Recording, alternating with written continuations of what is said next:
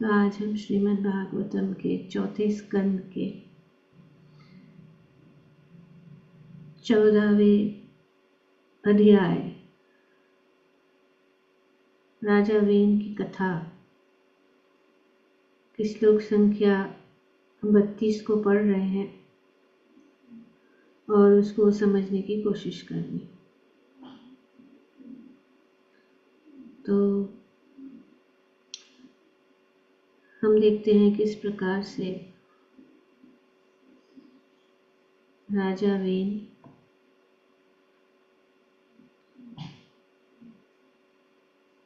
सभी ऋषियों और भगवान के भी अपराधी बन गए। तो ऋषियों ने सोचा कि अभी उसको मारा जाए। ऋषि मुनि कभी भी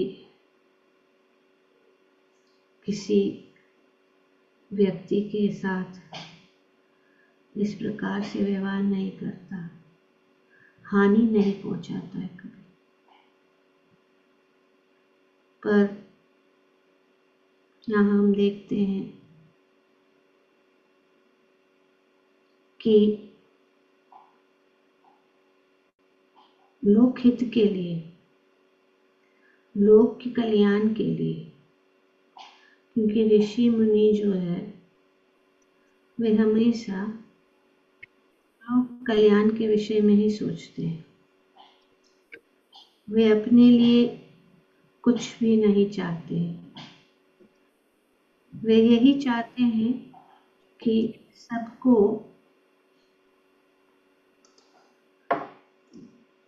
जो है सुख और शांति प्राप्त करें। इसीलिए वे राजा जो है, जैसे हम जानते हैं, हमेशा ब्राह्मणों और ऋषियों के आदेश के अनुसार उनका राज्य चलाते। अब ऋषियों को पता था कि ये बहुत ही दुष्ट था, वो अपवित्र था और क्रूर था। सब प्रजा जो है उनके विरुद्ध थे। प्रजा जो है अशांत थी, दुखी थी उनके राज्य में। तो उन्होंने सोचा कि उनको उपदेश दे। उन्होंने उनको समझाने की कोशिश की, पर वे समझ नहीं पाए। उल्टा उन्होंने ऋषि मुनियों को जवाब दिया कि वे जो है अज्ञानी हैं, वे मूर्ख है, वे कुछ भी नहीं जानते हैं। और इस प्रकार से घमंड के कारण वे जो उनकी बात सुनने के लिए तैयार नहीं। तो जैसे कहा जाता है, लातों की विभूत जो है बातों से नहीं मानते। तो उन्होंने सोचा कि ऐसा जो है राजा,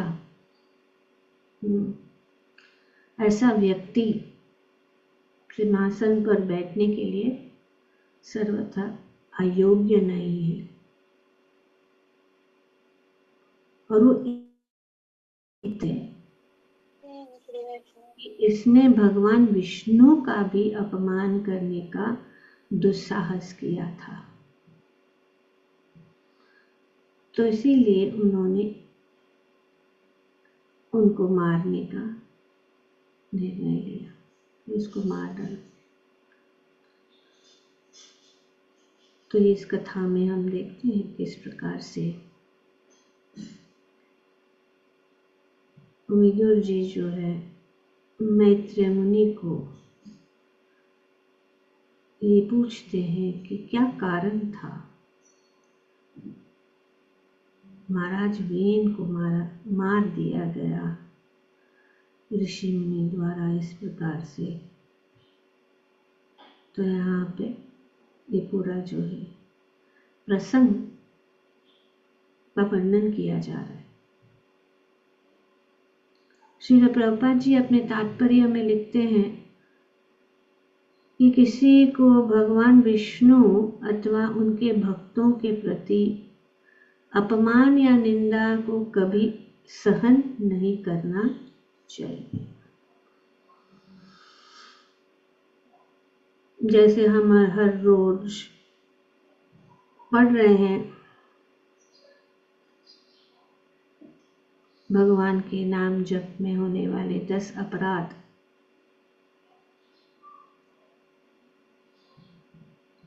तो ये प्रथम अपराध क्या है? कौन बताए?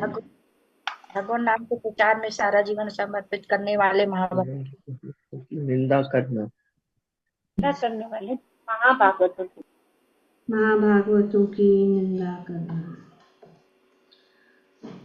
तो ये ऐसा नहीं है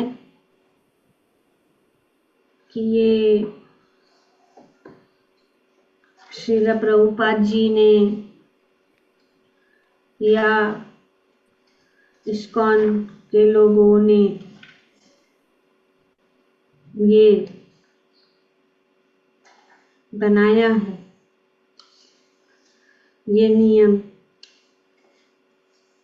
ये पद्म पुराण से लिया गया है और पद्म पुराण में ये बताया गया है। ये जो 10 अपराध, तो ऐसे मत सोचो कि ये सब प्रभुपाद जी ने या हमारे आचार्यों ने, हमारे आचार्य रूप गोस्वामी, सनातन गोस्वामी, जीव गोस्वामी, ये सब जो है शास्त्र के अनुसार उन्होंने भगवान की भक्ति और भगवान की महिमा को बढ़ाने के लिए श्री चैतन्य महाप्रभु के आदेश के अनुसार उन्होंने ग्रंथ लिखे हैं। वे बहुत ही विद्वान और वैदिक शास्त्र को पूर्णतया जानने वाले थे। तो इसीलिए यहाँ पे बताया गया है कि भक्तों के प्रति अपमान या निंदा को कभी सहन नहीं करना चाहिए। भक्त सामान्यतः भद्र एवं विनम्र होता है और किसी से झगड़ा करने की से कतराता है। तो यही है भक्त का गुण। शास्त्र में भक्तों के 26 गुणों का वर्णन किया गया है और इन 26 गुणों से वो एक गुण ये है कि किसी से भी न झगड़ना। वे कभी किसी से झगड़ते नहीं हैं। तो ये 26 गुण वर्णन किया गया है कि प्रत्येक के प्रति दयालु, किसी से भी न झगड़ना, परम सत्य में स्थिर रहना, सबों के प्रति समता, दोषहीन, दानशील, स्वच्छ, सरल, परोपकारी, शांत, कृष्ण में पूर्ण रूप से आसक्त, अहंकार विहीन, विनय संपन्न, स्थिर, आत्म संयमी, विवेकी, पूज्य, विनीत, गंभीर, दयालु, मैत्रीयुक्त, पटु तथा मौन। तो इस प्रकार से इतने सारे जो गुण हैं बताए गए हैं। तो I don't know who's calling, just a minute. Hello, Hare Krishna.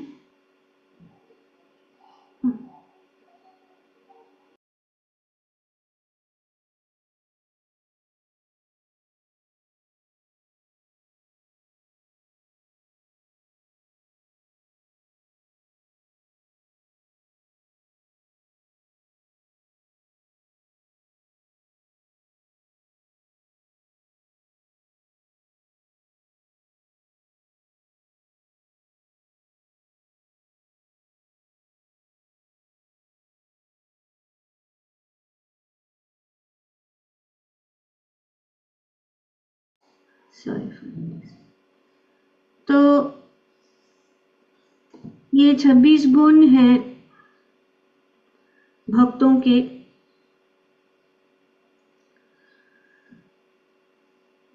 पर यहाँ पे बताया गया है कि वो न किसी से झगड़ा करता है, न किसी से ईर्ष्या करता है, किंतु शुद्ध भक्त जब ये देखता है कि भगवान विष्णु या उनके भक्तों का अपमान हो रहा है तो आग बबूला हो जाता है।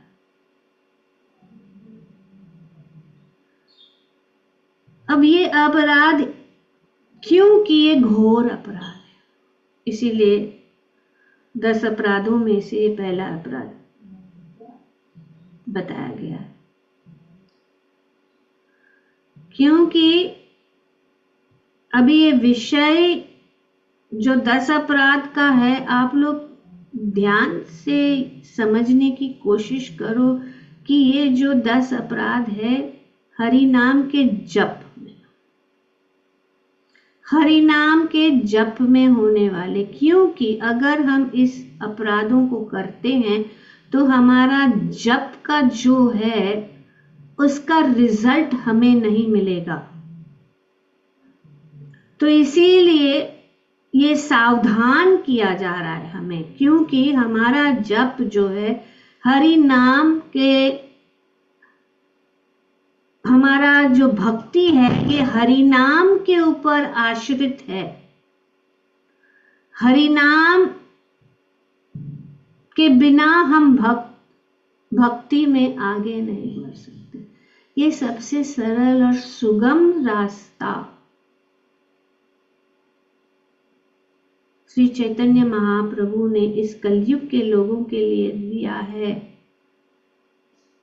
हम न ज्ञान से, न ध्यान से, न तप से, न दान से, न ही किसी और साधन से हम भगवान को इस युग में प्राप्त कर सकते हैं। हम इस युग में ध्यान से सुनिए और समझने की कोशिश करिए कि इस युग में अगर हम भगवान को प्राप्त करना चाहते हैं तो एक ही विधि है, वो है हरि नाम का जप। भगवान के रूप, गुण, लीला, ये सब जो है भगवान का साक्षात दर्शन आमने सामने हम कर सकते हैं सिर्फ ये हरि नाम के द्वारा, और कोई विधि नहीं है। ये शास्त्र का प्रमाण है। नाम नामकारी बहुधा निज सर्वशक्ति तत्रापिता नियमिता स्मरणेन काले लीलादर्शी तव कृपा भगवान दुर्दैवम। इसीलिए दुर्भाग्य है हमारा कि इतना सब भगवान कह रहे कि मैंने अपनी सारी शक्ति मेरे नामों में डाली है, और जो कोई भी उसको ले वेगा चेतो दर्पण मार्जनम भव महादावाग्नि निर्वापनम।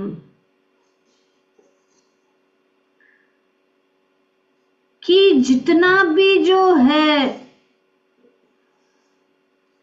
हमारे पाप, हमारे बुरे कर्म, चाहे वो संचित हो, चाहे वो प्रारब्ध हो, चाहे वो क्रियमाण हो, वे सब नष्ट हो जाता है ये हरि नाम के जाप से, क्योंकि इस हरि नाम से भगवत भक्ति प्राप्त होती है। और जिसने भगवत भक्ति प्राप्त की वो इस भवसागर को पार कर सकती है, पर इतना आसान नहीं है।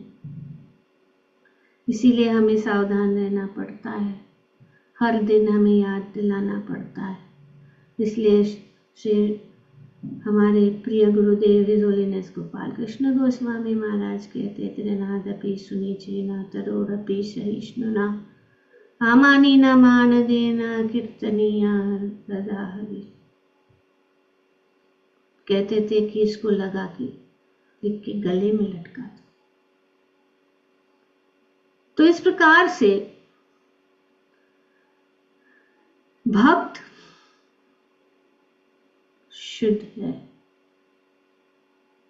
पर जब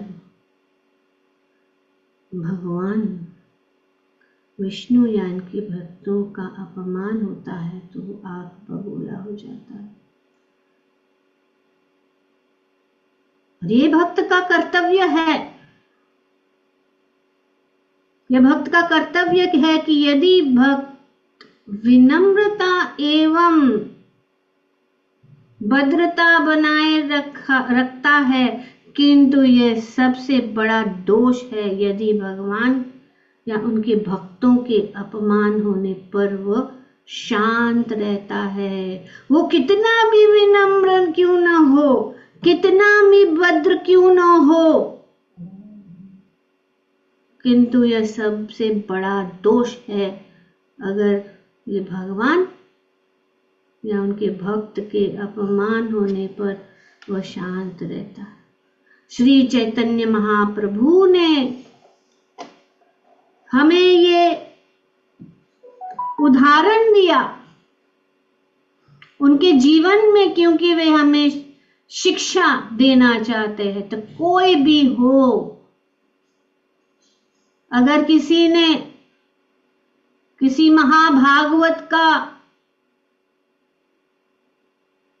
अपमान किया तो चाहे उनकी मां भी क्यों न हो, चैतन्य महाप्रभु के भ्राता, ये भागवत में आता है कि विश्वरूप श्री चैतन्य भागवत सदा अद्वैत आचार्य के साथ रहकर शुद्ध भक्ति रसों का आस्वादन करते थे। कुछ दिन उपरांत विश्वरूप ने संन्यास ग्रहण कर लिया और घर को त्याग कर लिया।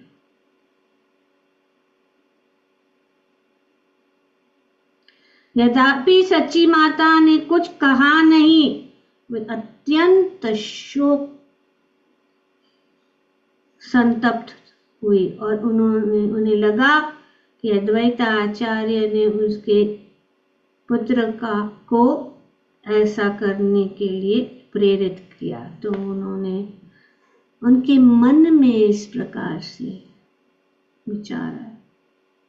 और जब चैतन्य महाप्रभु अद्वैत के साथ समय व्यतीत करने लगा, तब सची माता बहुत दुखित हुई और सबसे कहने लगी,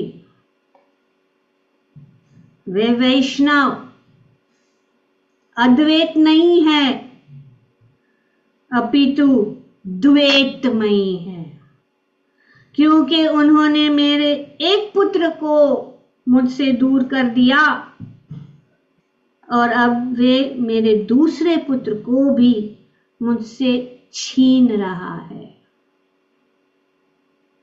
ऐसा होता है अक्सर, जब कोई भक्त लोगों को भक्ति में लाना चाहता है तो माता पिता कभी कभी इस प्रकार से दोष देते हैं, परिवार के लोग दोष देते हैं, सगे संबंधी मित्र सब दोष देते हैं। यद्यपि चैतन्य महाप्रभु अपने सब भक्तों को दिव्य कृष्ण प्रेम वितरित कर रहे थे। देखिए श्री चैतन्य महाप्रभु कितने दयालु कि सबको, तापी पापी हीन सबको वे जो है प्रेम भक्ति वितरित कर रहे थे। उन्होंने अपनी माता सच्ची को कृष्ण प्रेम प्रदान करने से इनकार कर दिया, क्योंकि उन्होंने अद्वैत आचार्य के प्रति अपराध किया था। तो श्री चैतन्य महाप्रभु ने सच्ची माता को कृष्ण प्रेम नहीं दिया।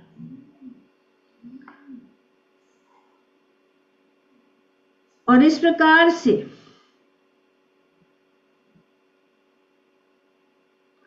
अपनी माता की भर्त्सना करने के बहाने सबकी शिक्षा गुरु चैतन्य महाप्रभु ने सबको सिखाया कि वैष्णव अपराध से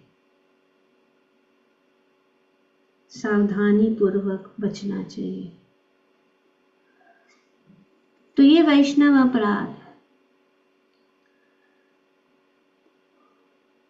तो इसीलिए यहाँ पे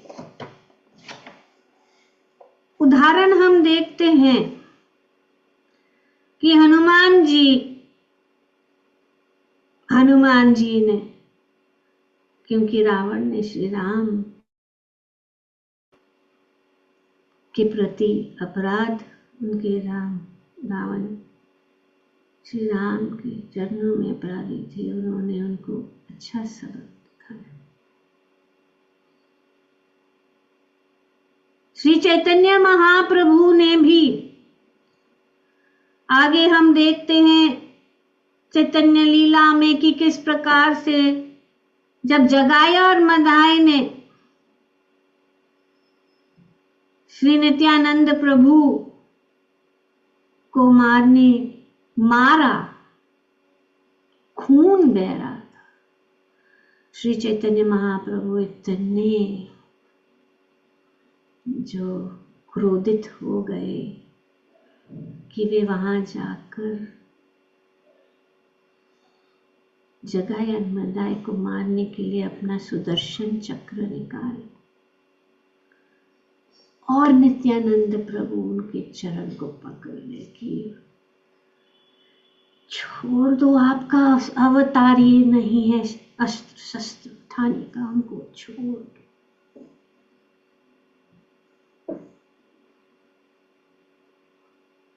नित्यानंद प्रभु भक्त कितने दयालु होते हैं। यही प्रसंग हम देखते हैं महाभारत में, जब भीष्मदेव अर्जुन को मारने के लिए बहुत ही जबरदस्त युद्ध कर रहे थे, तो भगवान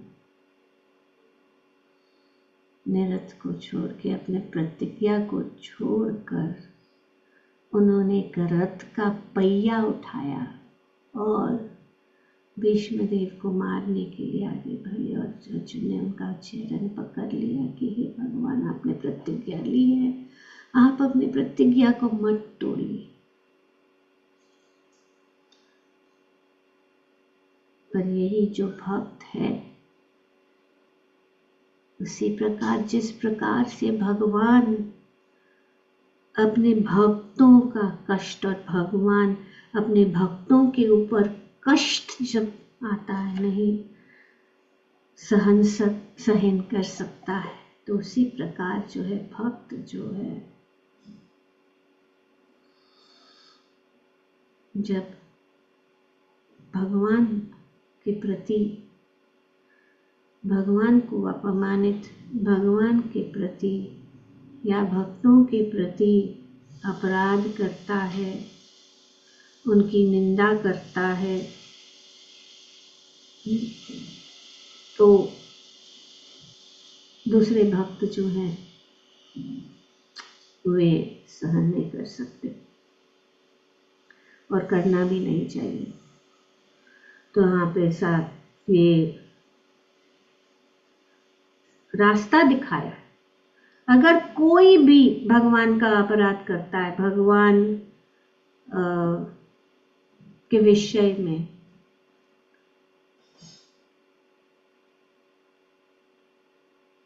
कुछ बुरे शब्द बोलता है भगवान या भक्तों के वक्त, तो 3 चीजें बताई गई कि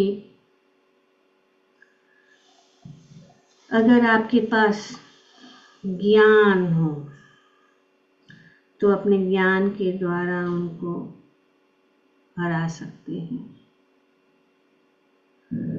ये पहला first step. First, one should be so expert that he can defeat the opposing party with argument. This is the first step to deal with those who blaspheme the devotees of the Lord, those who blaspheme the Lord himself. If you are unable to defeat the opposing party,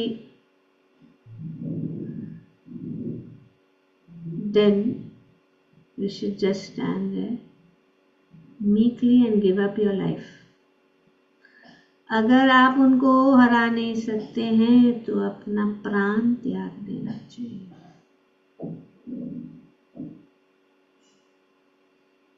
अगर ये भी नहीं कर सकते हो तो तीसरा यही है कि उस जहाँ पे भगवान का अपमान हो रहा है, भक्तों का अपमान हो रहा है, निरादर हो रहा है, वहाँ से निकल के चले जाओ। Just leave the place. ये शास्त्र का प्रमाण है। That one should be so expert that he can defeat the opposing party by arguments. If he is unable to defeat the opposing party, then the next step is that he should not just stand there meekly, but should give up his life. Third process is followed, that if he is unable to execute the above mentioned 2 processes, and this is that one must leave the place and go away. If a devotee does not do any of the above mentioned 3, he falls down from his position of devotion. अगर ये तीनों में से एक भी अगर आप नहीं कर सकते, जब भगवान का उनके भक्तों का अपराध हो रहा है, तो हम अपने भक्ति, हमारा पतन हो जाएगा, हमारी भक्ति नष्ट हो जाएगी। और सबसे बड़ा जो हानि है हमारे ऊपर, अगर हमारी भक्ति में रुचि नहीं है, हम भगवान के नाम के प्रति रुचि नहीं रखते हैं, तो यही कारण है क्योंकि हम वैष्णव अपराध कर रहे हैं या भगवान के चरण कमलों में सेवा अपराध कर रहे हैं। तो इसीलिए हमें सावधान रहना है। और शास्त्र में बताया गया है कि ये कैसे होता है। और यही कारण है कि महाराज वेन को मारा गया, क्योंकि श्री चैतन्य महाप्रभु ने बताया गया है कि असत संग त्याग यही वैष्णवाचार।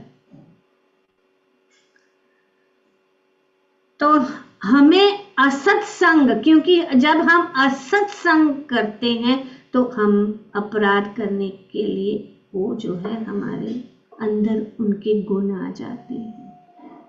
तो इसीलिए give up the associations of non devotees. हमें लगता है कि क्या है, और ये लोग बहुत अच्छे हैं, बहुत अच्छे से बोलते हैं, बहुत अच्छा व्यवहार करते हैं। डिवोटीज को देखो, उनका तो कोई व्यवहार अच्छा ही नहीं है, और ये बाहर के लोग कितने अच्छे हैं। पर वे अपराधी है क्योंकि वे भगवान को नहीं मानते, वे भगवान के शरणागत नहीं है। भगवद गीता में भगवान बताते क्षिप्रम अपि, कितना भी अपराधी क्यों न हो, अगर वो मेरा भक्त है, वो जर्नी में है, अपने आप को एटलीस्ट वो जानता है, वो शरणागत है, भी जानता है भगवान की, लेकिन कुछ कारणवश वे नहीं कर पाते। तो ऐसे वे भक्तों को कभी भी हमें जो है निरादर नहीं करना चाहिए। पर ये हमारा स्वभाव हो रहा है, क्योंकि हम असत संग, तो ये असत संग शास्त्र में ये भी बताया गया है कि वरम न वह ज्वाला, ये शब्द शास्त्र में बताया गया है कि वरम हूत वह ज्वाला पंजरांतम वे वस्तते न सौरी चिंता विमुख ज्ञान संवास।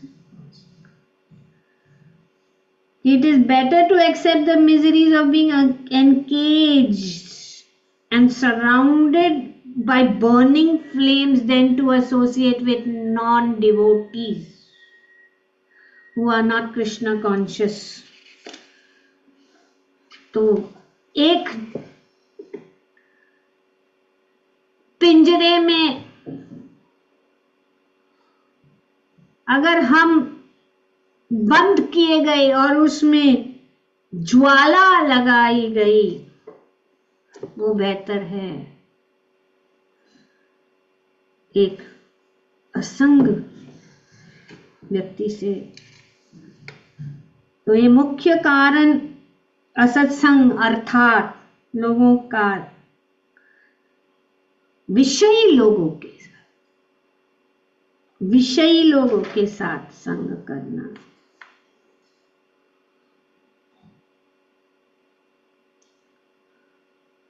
तो बहुत लंबा टॉपिक है, लेकिन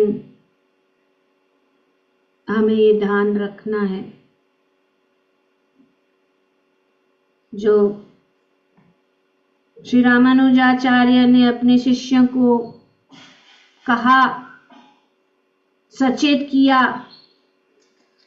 कि देवताओं के उपासकों से सर्वथा बचकर रहे, दैट इज अनदर थिंग। इसीलिए दूसरा अपराध में ये भी बताया।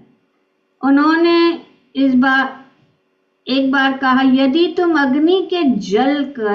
अग्नि में जल कर मरने वाले हो, परंतु निकट स्थित एक ऐसा मंदिर में आश्रय लेकर स्वयं को बचा सकते हो, जहां लोग देवताओं की उपासना कर रहे हैं, तो अच्छा होगा कि तुम अग्नि से भस्म हो जाओ। देवताओं के प्रवेश करने से अग्नि से जल कर मरना अच्छा होगा। यदि कोई व्यक्ति अग्नि में भस्म होकर अथवा एक वाघ के जबड़ों में जीवन त्याग देता है, तो उससे कोई स्थायी स्थिति नहीं पहुंचेंगे। तो इससे उसके भक्ति संस्कार नष्ट नहीं हो। तो अगर तुम वाक को खा लेगा या अग्नि से जल लेगा तो ये ठीक है, लेकिन उससे क्या होगा, आपकी भक्ति संस्कार नष्ट तथा दावाग्नि भक्ति का नाश नहीं कर सकती, परंतु कमी पुरुष एवं स्त्रियों, इंद्रिय भोगियों तथा देव उपासकों का घातक संग तथा प्रतिष्ठा, धन एवं भौतिक वस्तुओं की इच्छा व्यक्त से हृदय में स्थित भक्ति संस्कार का नष्ट कर देगा। तो इसीलिए ये जो वैष्णव अपराध है और ये जो भगवान के प्रति अपराध है, उससे हमें सावधान रहना चाहिए। ये वैष्णव अपराध से जो है, हम जब हरि नाम जप करते हैं तुरंत पता चलेगा। हमारे जप में जब हम जप करना शुरू करते हैं और जब जो रुचि नहीं लग रही है, ये हमारे अपराधों के कारण ही है। तो इसीलिए हमें नाम प्रभु के चरण में प्रार्थना करना है और इसीलिए हमेशा हमें वैष्णवों के, तो सच्ची माता ने जिस प्रकार से श्री चैतन्य महाप्रभु का जो कृपा प्राप्त की, जब वे तुरंत जाके श्री अद्वैत आचार्य के चरण कमलों में गिर गई और जब वे इस प्रकार से उन्होंने देखा श्री चैतन्य महाप्रभु की श्री सच्ची माता ने श्री अद्वैत आचार्य के चरण कमलों में गिरकर क्षमा याचना की सच्चे दिल से, तो श्री चैतन्य महाप्रभु ने उनके ऊपर कृपा बरसाई और उनको प्रेम, कृष्ण प्रेम प्रदान किया। तो ये निवारण है अगर हम सोचते हैं। इसीलिए हम ये वांछा कल्पतरुभ्यश्च कृपा सिन्धुभ्यैव च पतितानां पावनेभ्यो वैष्णवेभ्यो नमो नमः। हम एक दूसरों को अभी यहाँ पे तो हम नीचे दंडवत करके नहीं कर सकते हैं, लेकिन हमें नीचे झुककर वैष्णवों के चरण कमलों में, भक्तों के चरण कमलों में हमेशा जो है ये क्षमा याचना करनी है। इस प्रकार से हम ये जो है वैष्णव प्रणाम है, जिसमें हम सभी वैष्णवों में भगवान देखते हैं और जो प्रणाम हम कर रहे हैं वे सिर्फ वैष्णव के लिए नहीं, पर जो भगवान परमात्मा के रूप में उनके हृदय में विराजमान है उनको ये प्रणाम है। और इस प्रकार से अगर हम विनीत और विनम्र भाव से भक्ति करेंगे तो हमारी भक्ति सिद्ध हो जाएगी और हम भगवत धाम वापस जा सकेंगे। ग्रंथराज श्रीमद् भागवतम की जय। ओम तत्सत। Thank you very much.